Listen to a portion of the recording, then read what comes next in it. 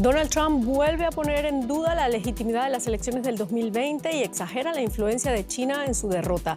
Sin embargo, los documentos desclasificados por su propia administración no aportan pruebas de fraude ni de una alteración de los resultados. Con esto comenzamos. Los saluda Silvia Cabrera en Berlín. Titulares. Donald Trump presiona al Congreso para endurecer las leyes electorales al denunciar supuestas vulnerabilidades e injerencia china en las elecciones del 2020. Pekín rechaza las acusaciones como completa falsedad, mientras demócratas y expertos sostienen que los documentos difundidos por la Casa Blanca no aportan pruebas.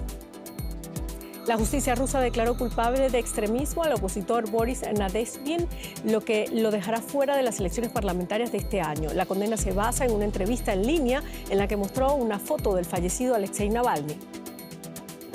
Venezuela supera los 5.000 fallecidos por el doble terremoto de hace más de 3 semanas.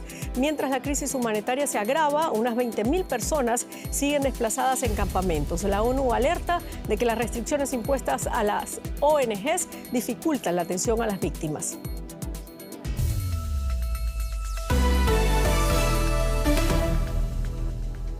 El presidente de Estados Unidos, Donald Trump, redobla la presión sobre el Congreso para que apruebe nuevas y más estrictas leyes electorales. El mandatario asegura que se produjo la mayor vulneración de datos electorales de la historia en 2020 y acusa a China de haber obtenido ilícitamente los registros de ese año de 220 millones de votantes estadounidenses. Sin embargo, uno de los informes de inteligencia difundidos por la propia Casa Blanca concluye que Pekín no intentó alterar el resultado de las elecciones. El gobierno chino rechazó las acusaciones y las calificó de completamente falsas. Durante varios años, desde el periodo electoral de 2020, la República Popular China llevó a cabo lo que se considera la mayor vulneración de datos electorales de la historia y que resultó en la adquisición ilícita por su parte de 220 millones de registros de votantes estadounidenses. Y China respondió de inmediato condenando las declaraciones de Donald Trump y asegurando que nunca ha interferido ni interferirá en las elecciones de Estados Unidos. Está demostrado que las acusaciones de Estados Unidos son difamaciones malintencionadas y afirmaciones infundadas. China tiene por principio no intervenir en asuntos internos de otros países. No tenemos interés en interferir en elecciones estadounidenses y nunca lo hemos hecho. Y ampliamos esta información con José Díaz Briceño desde Washington. ¿Qué tal, José? Bueno, Donald Trump vuelve a insistir en que las elecciones del 2020 fueron manipuladas. ¿Por qué decide reabrir ahora ese capítulo y qué busca políticamente a pocos meses de las elecciones de medio mandato? Es importante decir que no todas las televisoras llevaron el mensaje del presidente en vivo. Incluso muchos shows televisivos de la mañana ni siquiera hicieron referencia al discurso del presidente. Y esto muestra que lo que el presidente pronunció ayer y lo que dio a conocer no necesariamente fueron nuevos argumentos, sino solo un reempaquetamiento de viejos agravios que el propio presidente tiene respecto al sistema electoral. En específico, aquí los analistas en Washington consideran que hay al menos 3 razones por las que el presidente Trump dio este discurso. Primero, para intentar apoyar la aprobación en el Congreso de su ley para hacer más duros los controles de ciudadanía al momento de registrarse para votar. Una ley que al momento permanece estancada en el Senado. Por otro lado, también para reenergizar a su base republicana, cuyo más de 60% cree que la elección 2020 fue un fraude en la que ganó Joe Biden la presidencia. Y por último, también algunos aseguran que esta es una táctica del presidente Trump para hacer a que la opinión pública sea más receptiva, para que en los estados se haga más difícil los requisitos para registrarse a votar. José, Trump habla de documentos desclasificados sobre injerencias de China y también menciona a Venezuela. ¿Qué contienen realmente esos documentos? ¿Aportan alguna prueba nueva de un fraude electoral? Fueron cientos de páginas que fueron dadas a conocer ayer en el sitio de internet de la Casa Blanca.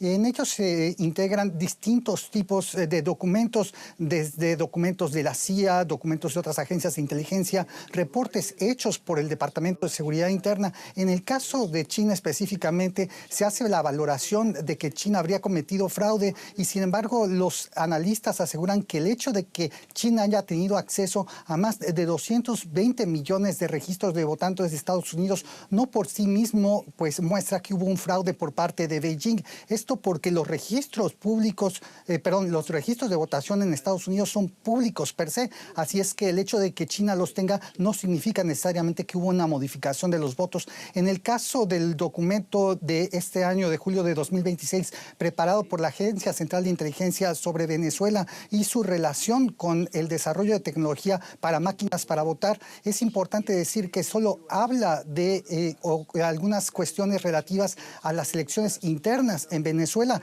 y no necesariamente hay una conexión sobre lo que ocurrió en Estados Unidos. Todo esto muestra cómo lo que el propio presidente Trump ayer presentó no necesariamente apoya sus dichos. Entiendo. Bueno, este discurso llega cuando Trump enfrenta una guerra con Irán, una inflación persistente y niveles de aprobación muy bajos. ¿Cómo ha reaccionado la clase política y qué impacto puede tener esta estrategia en la campaña para esas elecciones de noviembre? La palabra que el diario The New York Times utilizó para definir lo que ocurrió ayer con el discurso de Trump fue estrambótico. Y esto porque así fueron calificadas las aseveraciones del propio presidente Trump, que exageraban distintos eventos para asegurar que el sistema de Estados Unidos estaba lejos de ser confiable, específicamente el sistema electoral.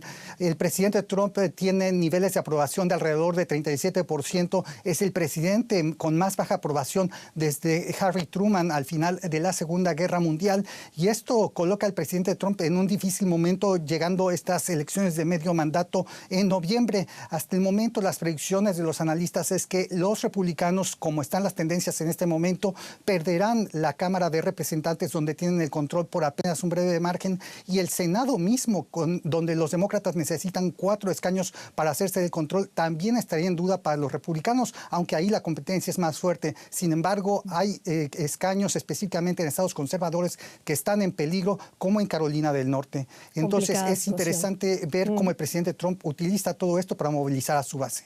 Claro, muchísimas gracias, José Díaz Briceño, desde Washington.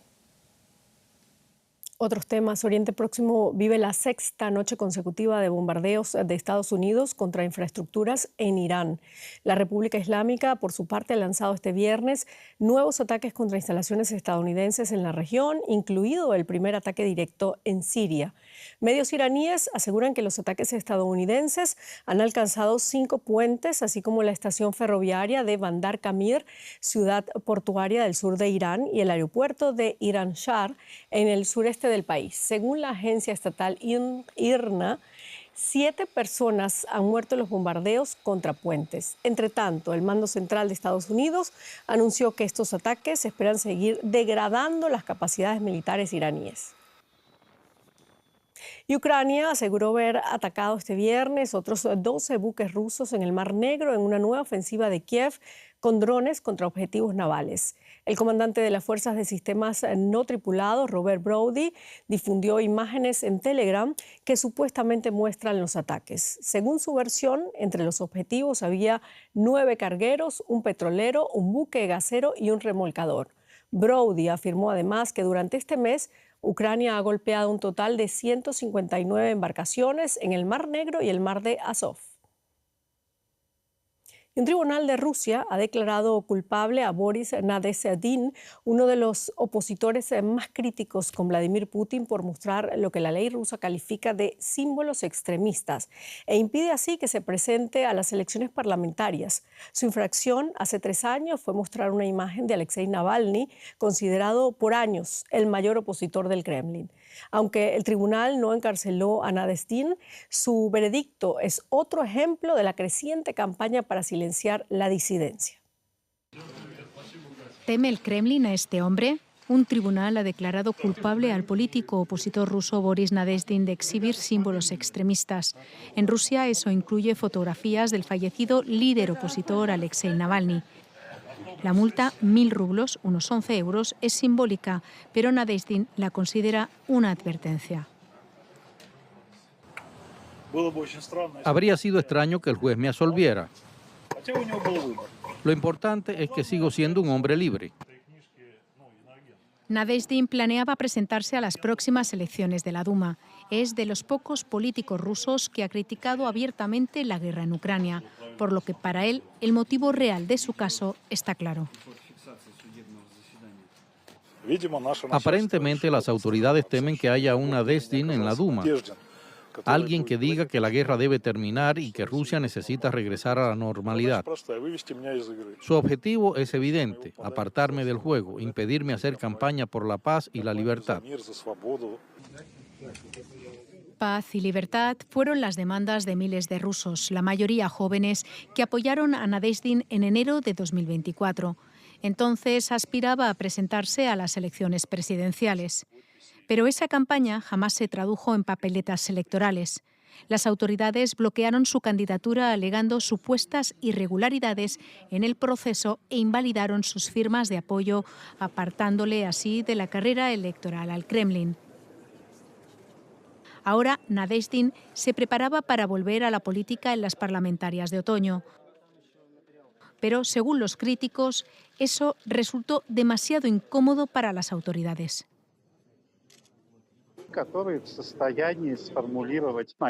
En este momento, quienes defienden una postura antibélica clara son apartados de estas elecciones.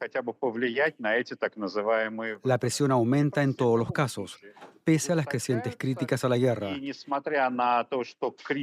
incluso de algunos de sus antiguos partidarios. La presión sobre Nadezdin aumentó antes del juicio. Rusia lo declaró agente extranjero, una etiqueta usada contra críticos del gobierno. El fallo de la Corte podría acabar de facto con sus aspiraciones políticas. Una vez que la decisión de la Corte sea firme, no podré presentarme a las elecciones a la Duma. Y como muestra del aumento de las restricciones, a Nadezdin le impidieron salir de Rusia un día antes de su vista judicial. Y vamos a Venezuela. La emergencia humanitaria en ese país se agudiza 3 semanas después del histórico doble terremoto del pasado 24 de junio. El balance oficial proporcionado por las autoridades supera ya los 5.000 fallecidos, mientras Naciones Unidas advierte de que la cifra de desaparecidos podría ser devastadora. Hoy el foco de la tragedia se traslada a los sobrevivientes, más de 20.000 personas desplazadas que intentan sobrevivir en campamentos improvisados. Los violentos sismos se redujeron a escombros decenas de barriadas. El estado costero de La Guaira continúa siendo la zona cero de la catástrofe, pero el impacto estructural se extiende a otros 6 estados del país, en los que se registran daños en escuelas, hospitales y sistemas de suministro de agua. En los refugios temporales el hacinamiento es extremo. En los hospitales de campaña los equipos médicos trabajan sin descanso para frenar la propagación de infecciones respiratorias e intestinales ante la falta de servicios sanitarios básicos.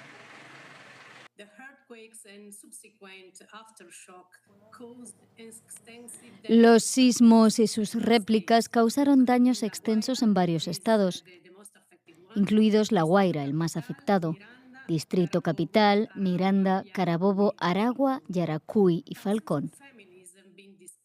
Miles de familias han sido desplazadas y las infraestructuras críticas dañadas o destruidas, impidiendo el acceso a servicios básicos, lo que aumenta la vulnerabilidad de la población.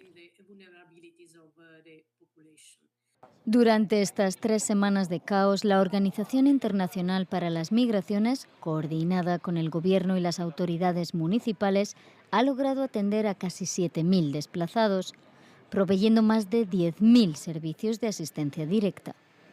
No obstante, las agencias humanitarias coinciden en que la fase de la emergencia médica debe dar paso a una planificación a largo plazo, ya que las familias no pueden permanecer indefinidamente bajo las lonas de los estadios. Si bien la asistencia humanitaria sigue siendo esencial, la respuesta se está desplazando cada vez más hacia la recuperación temprana. Apoyar soluciones de vivienda, restaurar la infraestructura crítica, reconstruir los medios de vida y reducir los riesgos para los desplazados será fundamental para ayudar a las familias y comunidades a avanzar con dignidad y esperanza. Con más de 190 edificios colapsados, la reconstrucción del norte de Venezuela se perfila como una tarea de años. Una carrera de fondo en la que el bienestar de miles de familias depende ahora mismo de la solidaridad internacional. Y un sismo de magnitud 7.3 sacudió este viernes el estado mexicano de Chiapas, ubicado en el sur de México, sin que hasta el momento se reporten víctimas ni daños materiales de consideración, tal y como informó la presidenta mexicana Claudia Sheinbaum. El epicentro se ubicó a 18 kilómetros de profundidad en el Océano Pacífico, alrededor de 135 kilómetros de Ciudad Hidalgo, en la frontera con Guatemala, donde el sismo registró una magnitud de 5.6 y dejó daños menores. Tanto en México como en Guatemala se aplicaron los protocolos de evacuación como medida preventiva y se descartó el riesgo de tsunami. Y vamos a la economía, Juliana González. Así es, Silvia, y nos quedamos en este caso hablando de Guatemala. Y es que Guatemala se consolida como el principal receptor de remesas del Triángulo Norte de Centroamérica. Entre enero y mayo de 2026 captó más de 10.650 millones de dólares, equivalentes a más de la mitad de los envíos que llegaron a esta subregión. Estos recursos benefician a cerca de 1,7 millones de hogares guatemaltecos y tienen impacto directo en la vida de unos 7 millones de personas. En conjunto, Guatemala, Honduras y El Salvador recibieron más de 20.150 millones de dólares en remesas durante los primeros 5 meses del año, reflejando la creciente dependencia de millones de familias de los ingresos enviados desde el exterior. Y para entender un poco mejor este fenómeno, invitamos a Manuel Orozco, director del Programa de Migración y Desarrollo de Diálogo Interamericano. ¿Y hasta qué punto, señor Orozco, las decisiones de la Casa Blanca pueden poner en riesgo justamente ese flujo de remesas hacia Guatemala, Honduras y El Salvador? ¿Y en qué usan estos dineros esas familias? Mire, ahí sí hay una contradicción, en el sentido que hay una correlación negativa, estadísticamente negativa, entre el volumen de remesas y la intención a migrar. Entre más remesas recibe uno, mayor capacidad de ahorro tiene uno para invertir en la economía local y no migrar. Toda vez que se empiecen a reducir las remesas, la intención a migrar crece. De hecho, si comparamos el 2024 con el 2026, la intención a migrar no ha cambiado. Es alrededor del 15% de los hogares que quiere emigrar. Y el factor importante de todo esto es el poder adquisitivo.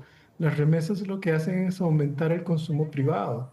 Para Centroamérica, en donde los estados tienen poca capacidad de inversión en la población, el consumo privado representa prácticamente, las remesas capturan el 35 al 40% del consumo privado, y eso es básicamente para la vida cotidiana. Además, aumentan la capacidad de ahorro. Entonces, aquí sí hay una contradicción realmente, porque yo creo que el próximo año sí es probable que se observe una tendencia migratoria a pesar de las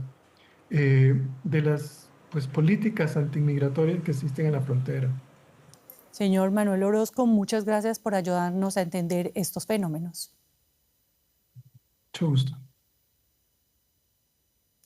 Y nosotros nos vamos ahora para Cuba. La grave crisis energética que atraviesa la isla amenaza ya a sectores estratégicos de la economía. Tras sufrir 3 apagones generales en apenas 2 semanas y cortes eléctricos de hasta 30 horas continuas, por ejemplo en La Habana, crece el malestar social. A la falta histórica de inversiones se suman las sanciones de Estados Unidos que dificultan operaciones financieras internacionales como las realizadas con tarjetas Visa y Mastercard. En este contexto, los productores agropecuarios lanzan una voz de alerta.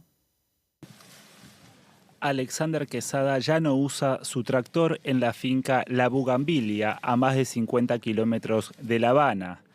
Tiene que reducir el uso de combustible. Estados Unidos bloquea el suministro de petróleo a Cuba y profundiza la ya severa crisis energética. Con 1 litro de diésel que ronda los $3, casi la mitad del salario mensual en el sector público, Alexander se ve obligado a buscar otras vías para transportar sus hortalizas. Porque yo puedo llegar con un caballo a una distancia mínima y llevar un alimento, pero trasladarlo mucho más que donde tenemos los mercados, no lo podemos hacer con un caballo. A veces hacemos un solo viaje entre todo el mundo para ser menos costoso y poder llevar las cosas de vuelta. ¿Entiendes? Es lo que hacemos más o menos, buscando las opciones de tratar de llevarlo todo por allá. Bajo una fuerte presión de Washington, Cuba busca liberalizar sectores de la economía. Aunque la tierra seguirá siendo en su mayoría de propiedad estatal, los agricultores podrán cultivar áreas mucho más extensas y crear empresas. Las cooperativas tendrán derecho a importar y exportar directamente. Pero los cubanos ven estas medidas con cierto recelo, a un mes de que Trump suspenda las operaciones de Visa y Mastercard en Cuba. Porque las empresas extranjeras, cuando me vengan a comprar a mí, ¿dónde me van a pagar a mí? ¿Y cómo me van a pagar a mí? Porque ya no hay bancos trabajando con Cuba. Yo como cubano no puedo ir a abrir una cuenta en un banco extranjero. ¿Cómo va a ser? ¿Entiendes? La medida está, pero ¿cómo?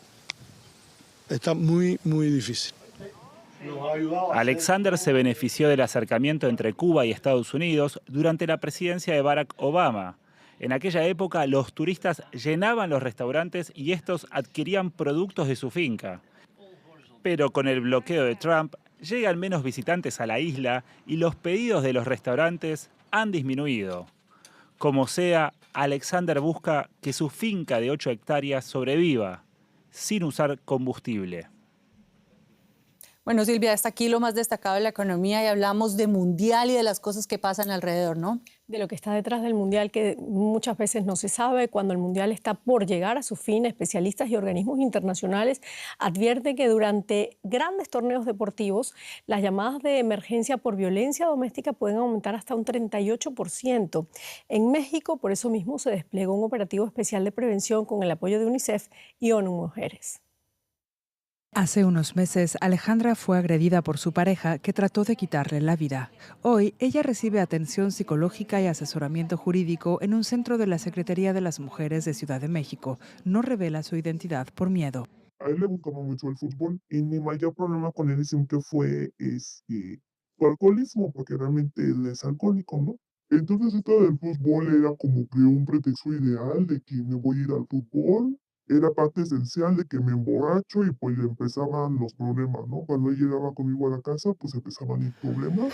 Los grandes eventos deportivos como este mundial desatan alegrías y pasiones, pero según un estudio en Inglaterra citado por UNICEF, los casos de violencia familiar aumentan hasta 26% cuando el equipo del agresor gana o empata y hasta un 38% cuando pierde. En México, casi 4 de cada 10 mujeres han sufrido violencia por parte de su pareja. Por eso el gobierno capitalino desplegó la estrategia Espacios Segura en las zonas mundialistas. Es un hecho inédito para nosotras. La pelota vuelve a casa en Ciudad de México, pero para la Secretaría de las Mujeres es el primer despliegue que tuvimos así masivo de atención. Lo que más nos retó fue sin duda las muchas situaciones de euforia que la ciudadanía mostró. Había que contener. En puntos claves de la Ciudad de México se reforzó el trabajo de seguridad junto a policías de género, psicólogas y abogadas para ofrecer información y atender casos de violencia como el acoso o las agresiones. En la bolita de amigos no faltaba que el novio la celaba y ya se la agarraba por allá a trancas porque le estaba hablando al chavo de al lado o porque inclusive por venir vestida así. Lo importante de esto es que ya muchas de las chicas ya no se sienten solas. La estrategia también contó con una campaña de UNICEF, ONU Mujeres y UNFPA para sensibilizar a la población y reforzar la capacitación de quienes atienden las emergencias. Hicimos mucha incidencia para que durante el Mundial se reforzaran estas líneas de emergencia y sobre todo que cualquier persona que escuche violencia, ya seas vecino, estás presenciando alguna situación, sepan qué hacer. Pero el último silbatazo no pone fin al problema. El desafío sigue siendo dejar de normalizar la violencia y proteger a las potenciales víctimas.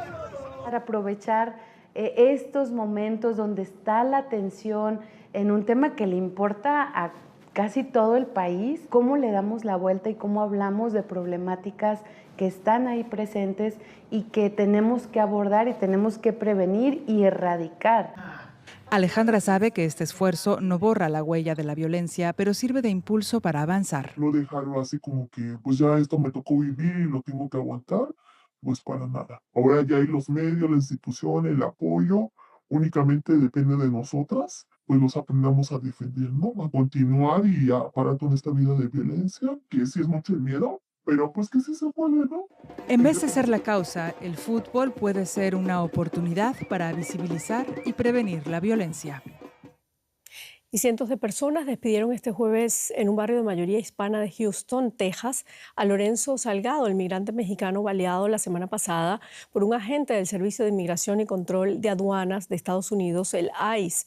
Salgado es una de las 11 personas que han muerto a manos de agentes de ICE desde que Donald Trump regresó al poder en enero del 2025.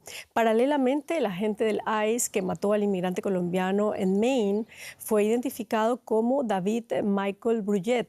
Su ex esposa aseguró a un periódico local que su ex marido la llamó admitiendo el tiroteo, justificando sus acciones y pidiendo que lo encubriera. Además, aseguró que la maltrató durante su relación y que tenía un historial de comportamiento violento. Y con esto terminamos. Muchísimas gracias por habernos acompañado. Hasta luego.